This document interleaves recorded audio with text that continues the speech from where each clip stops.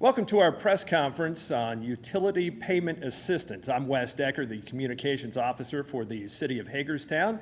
And the reason that we're here today is to talk about something that has gotten bigger and bigger over the last several months, and that is the amount of money that is owed for utility payments. And we're not just talking about the city of Hagerstown. We're hosting here today at City Hall, but it's not just the city of Hagerstown. And I've got a couple of presenters coming up in just a few minutes who can talk a little more about the specifics involved. I've got Support Services Manager Beth Everhart from the city who will be able to shed some light on setting up payment plans with the city of Hagerstown if you're a city customer and you're behind on your bills, and why that's so important to do. In addition to that, Geordie Newman, who is the CEO and president of the Washington County Community Action Council, will be talking a little bit about funding sources that are available for folks. And you might not be aware of that. And with everything that's been going on with COVID-19, certainly there's been a lot of concern on people's minds, a lot of uncertainty.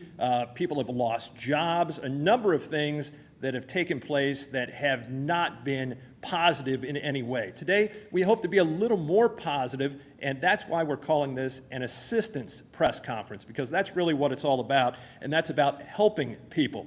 Now, Governor Hogan, back when he initially put out his executive order in March, outlining how the state of Maryland would handle COVID-19 and the coronavirus, one of the things that he did was he issued a moratorium which prevented any service providers from shutting off services that had to do with utilities. Now, it's interesting what that entails because, as I said, at the city of Hagerstown, we're part of this because we provide electric, water, and wastewater. But this also extends to gas, telegraph, which I didn't even know existed anymore, telephone, cable television, and internet service. And not only are those service providers not allowed to shut off those services to any dwelling unit or residence or part thereof, they cannot implement any type of late fees either. So there are a lot of things that have been put in place in terms of limitations there, but that's not so much what we're here to talk about today. We're here to talk about how we can get to some sort of resolution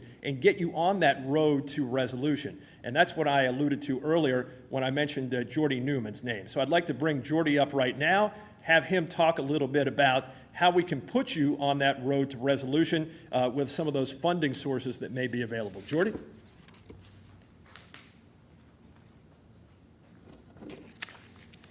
Thank you, Wes, for having me, and Beth, and the press that's here. As Wes mentioned, I'm the executive director of the Washington County Community Action Council, and it's our mission to help clients achieve their goal of being self-sufficient, being able to take care of themselves. With a little bit of help from us, they'll be able to take care of themselves. That's why we refer to it as giving a hand up, not a hand out. We're going to help you when you do your part and help yourself as well. CAC has secured federal, state, county, and city grants through a supplemental program with each entity to provide funding for COVID-19. Now, all of these grants are supplemental. CAC and the other service providers in the community will continue to do our normal stuff, but these supplemental funds are limited to COVID-19. So if you were behind on your electric bill in September and were not caught up before COVID-19 hit, this supplemental funding cannot help with anything that happened prior to April 1st. There are no grants available that are going to cover your rent or your utilities. You're still responsible for it, so reach out to us, reach out to the city, set up a payment plan, reach out to your landlord, pay something towards your arrearage to them to put you in the best situation possible, and then we can help also. We also are helping with food. We have received several grants for our food pantry.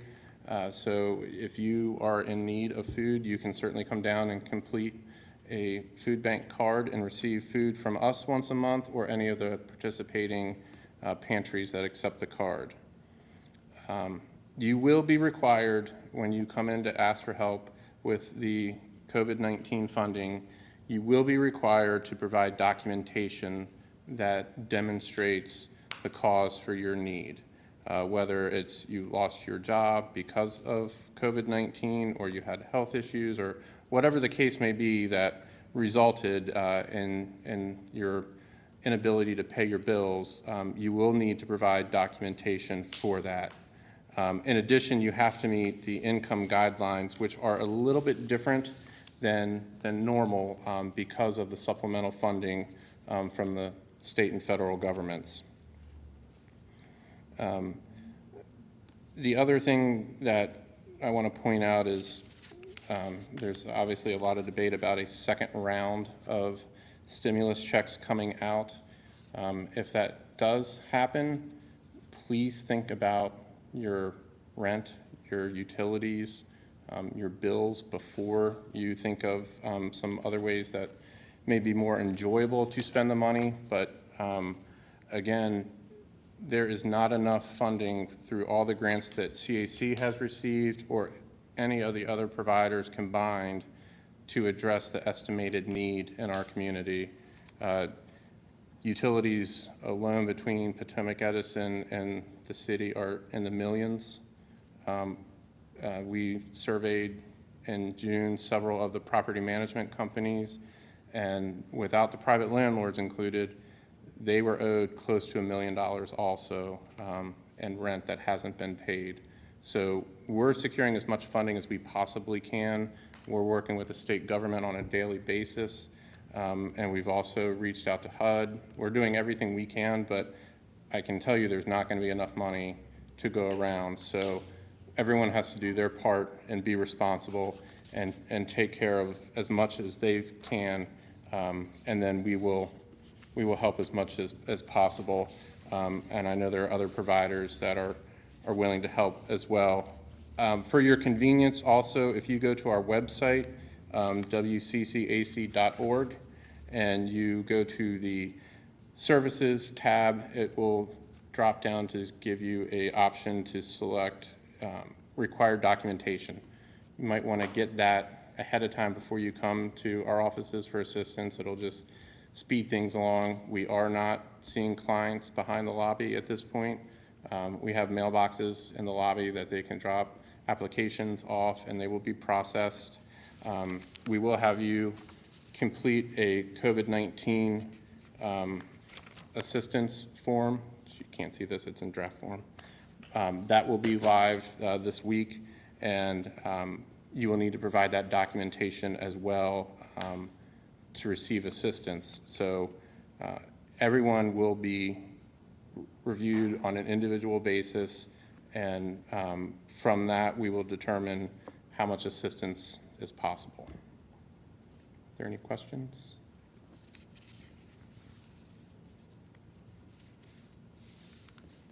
Beth, do you have anything for me?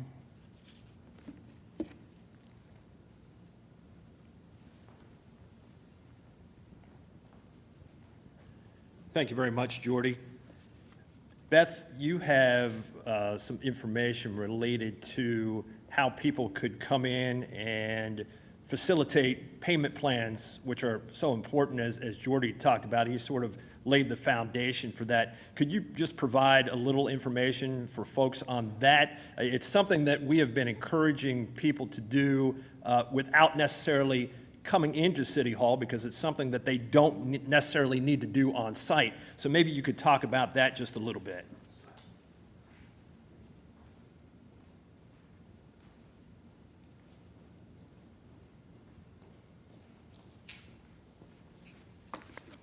Thank you, Wes, and thank you, Geordie, for coming over. As Wes said, I'm Beth Everhart, Support Services Manager for the City of Hagerstown.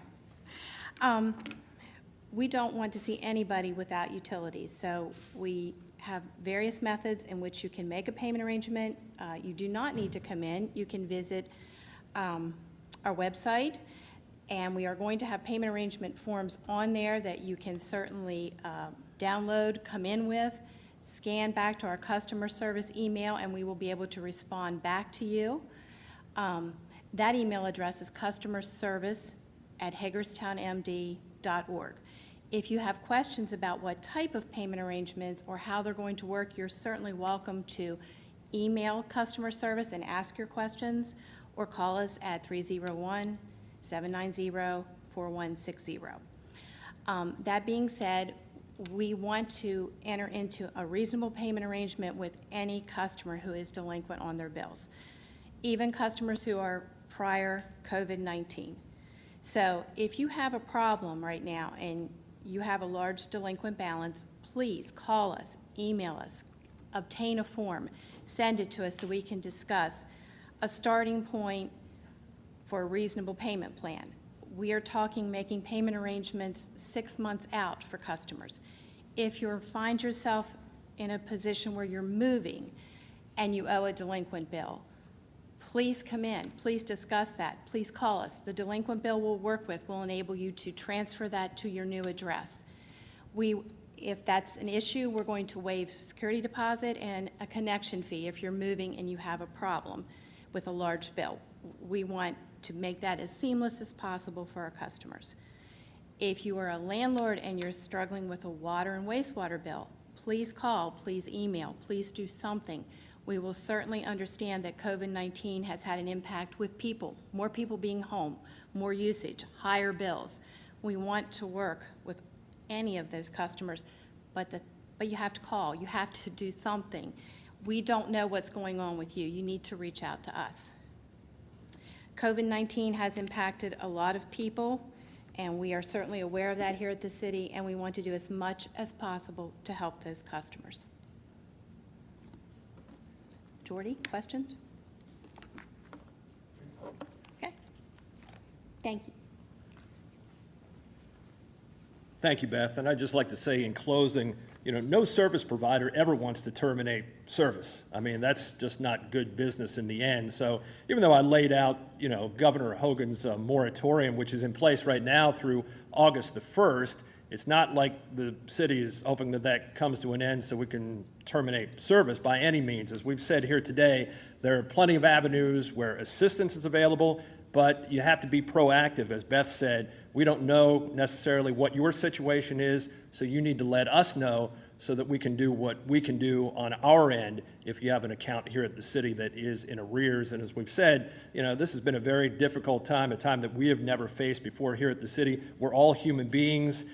We can get overwhelmed by things very easily, especially when it comes to seeing bills add up more and more and more, and you can't do anything about it. Somebody asked me yesterday, they said, well, how do you get blood out of a turnip?